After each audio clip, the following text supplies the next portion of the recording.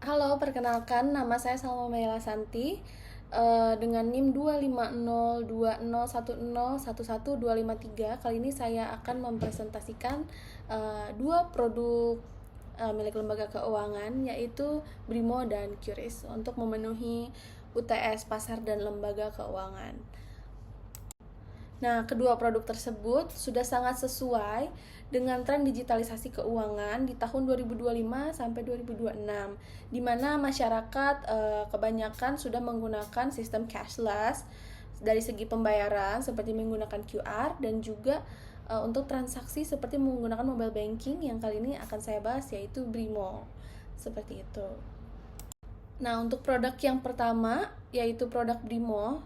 Apa sih itu produk Brimo? Produk Brimo itu merupakan aplikasi mobile banking yang resmi dari PT Bank Rakyat Indonesia, di mana ini memungkinkan pemusatan seluruh transaksi perbankan untuk nasabah Bank Rakyat Indonesia pada satu aplikasi, yaitu aplikasi Brimo. Jadi tidak perlu lagi untuk datang ke kantor cabang terkait aktivitas transaksi sehari-hari. Jadi bisa dilakukan langsung dari satu aplikasi Brimo saja.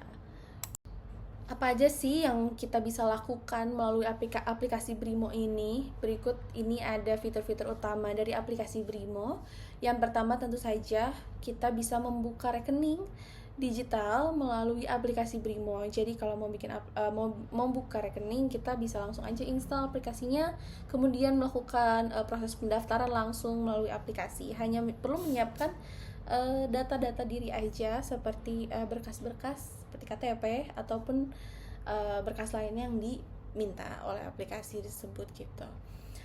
Selanjutnya jelas fitur dari Brimo ini memungkinkan kita untuk melakukan transfer antar bank atau bahkan top up e-wallet yang sudah support untuk hampir semua e-wallet yang banyak digunakan di Indonesia seperti GoPay, OVO, Dana, dan juga ShopeePay. Kemudian juga melalui aplikasi Brimo ini selama ATM support, nasabah bisa melakukan penarikan tunai tanpa kartu karena kita lebih sering bawa handphone kan daripada bawa kartu ATM, jadi ini sangat memudahkan. Kita nggak perlu bawa kartu yang kemungkinan hilangnya itu lebih tinggi daripada handphone.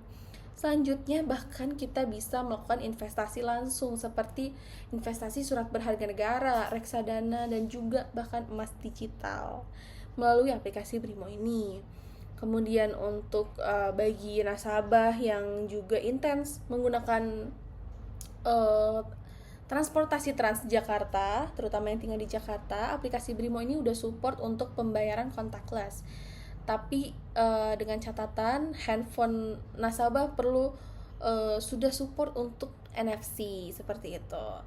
Dan yang terakhir untuk nasabah dari Bank Rakyat Indonesia yang sering keluar negeri seperti Singapura, Malaysia, Thailand, dan juga Cina bisa menggunakan fitur QRIS Cross Border, di mana memungkinkan nasabah untuk melakukan pembayaran tanpa perlu untuk menukar mata uang ke negara yang sedang didatangi gitu. Jadi bisa langsung menggunakan fitur ini, fitur QRIS Cross Border dari Brimo dalam satu aplikasi.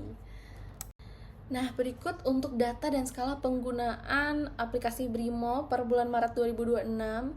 Bisa dilihat pengguna Brimo sudah mencapai 47,8 juta. Itu bukan angka yang sedikit. Kemudian juga untuk volume transaksi pada kuartal 1 di tahun 2026 mencapai 2042,2 triliun rupiah. Itu baru di kuartal 1 tahun ini. Kemudian untuk rating aplikasinya yang menunjukkan kepuasan kepuasan nasabah, ratingnya di 4,7 dari 5. Itu mendekati angka yang sempurna dan sudah sangat baik untuk aplikasi. Jadi ini sudah menunjukkan kepuasan nasabah bahwa aplikasi ini memang berjalan dengan baik dan semestinya dan sangat memuaskan seperti itu. Jadi sudah terbukti dari yang sebelumnya kita sudah bahas, nasabah itu sangat mendapatkan manfaat yang banyak dari aplikasi Brimo, dari satu aplikasi saja. Yang pertama ada di efisiensi waktu karena tidak perlu pergi ke kantor cabang lagi untuk transaksi yang sehari-hari ataupun ATM untuk transaksi rutin gitu. kemudian aksesnya 24/7, jadi kita bisa kapanpun, dimanapun selama ada internet melakukan transaksi. Dan juga ini aplikasi yang all in one, seluruh fiturnya sudah ada dalam satu aplikasi saja, yaitu Brimo. Dan juga keamanannya, apalagi sudah bahas keuangan, perlu keamanan yang sangat-sangat ketat. Jadi aplikasi ini sendiri sudah menyediakan fitur PIN, dan selain itu juga ada fitur biometrics seperti verifikasi sidik jari dan juga wajah. Dan ketika kalau misalkan sampai terjadi sesuatu yang tidak diinginkan seperti akunnya kebobolan, sudah ada notifikasi real time setiap adanya transaksi dari akun Brimo tersebut. Jadi nasabah bisa memantau itu dan bisa melakukan tindakan sesegera mungkin atau melapor seperti itu. Selanjutnya, produk yang kedua ada QRIS. QRIS ini kepanjangan adalah Quick Response Code Indonesian Standard yang ditetapkan oleh Bank Indonesia, di mana QRIS ini menyediakan QR code yang bisa kita scan untuk pembayaran. Bahkan untuk QR code itu bisa kita scan melalui platform manapun, dari e-wallet ataupun mobile banking untuk pembayaran. Hanya perlu dengan men-scan satu QR code yang sama gitu, kita sudah bisa melakukan pembayaran dengan menggunakan QRIS ini. Selanjutnya ada jenis dan fitur terbaru dari QRIS. Yang pertama itu ada QRIS statis. QRIS statis ini kita hanya perlu sekali generate QR, kemudian bisa di print langsung, kemudian ditaruh di kedai ataupun di warung. Biasanya penggunanya adalah UMKM atau pedagang kaki lima, dan itu sudah bisa dijadikan media transaksi berkali-kali tanpa perlu regenerate QR code-nya. Kemudian ada QRIS dinamis. Ini biasanya digunakan oleh restoran yang menggunakan mesin EDC ataupun juga minimarket seperti Indomaret, Alfamidi.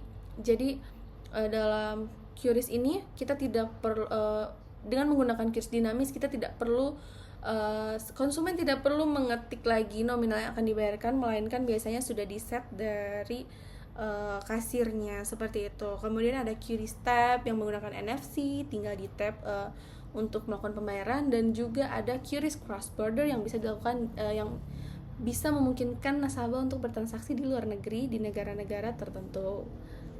Selanjutnya ada data pertumbuhan dan manfaat QRIS. Di sini tercatat bahwa sudah mencapai 30,5 triliun untuk volume transaksi QRIS BRI per kuartal 1 2026. Bahkan pertumbuhan year over year sudah bertambah sebanyak 76%. Nah, untuk manfaat QRIS ini sendiri bagi konsumen itu sangat terasa. Bagi saya sendiri pun, karena saya tidak perlu membawa uang cash lagi untuk transaksi di sehari-hari. Kemudian juga untuk pedagang sangat memudahkan, karena rata-rata sekali lagi konsumen sudah menggunakan sistem cashless. Jadi terkadang pelaku UMKM pun tidak mau menyediakan QRIS untuk pembayaran seperti itu. Dan juga terutama untuk wisatawan yang sering keluar negeri, balik lagi mereka bisa menggunakan QRIS Cross Border untuk efisiensi biaya tukar uang dan kontrol pengeluaran di luar negeri, di negara yang sudah disebutkan tadi. Nah, kemudian saya akan membahas keterkaitan dua produk tadi, yaitu Brimo dan QRIS. Nah, Brimo ini sendiri merupakan sebagai pintu akses digital banking, satu aplikasi untuk semua aktivitas finansial seperti menabung, transfer, investasi, dan juga pembayaran sehari-hari. Kemudian QRIS ini merupakan standar atau jembatan pembayaran yang menyatukan semua kode QR menjadi satu, yang bisa memungkinkan pembayaran antar bank ataupun e-wallet seperti itu. Dan QRIS sendiri bisa diakses melalui aplikasi Brimo maupun aplikasi bank atau e-wallet lainnya. Oke, jadi kesimpulan dari saya, aplikasi Brimo dan juga produk QRIS ini saling melengkapi satu sama lain untuk memudahkan rakyat Indonesia bertransaksi, menabung, dan juga berinvestasi dalam satu pintu akses utama aja. Sudah bisa melakukan berbagai transaksi perbankan seperti itu, bahkan sampai untuk rakyat nasabah yang sedang berada di luar negeri. Jadi terima kasih atas perhatiannya, dan sekian yang bisa saya sampaikan. Wassalamualaikum warahmatullahi wabarakatuh.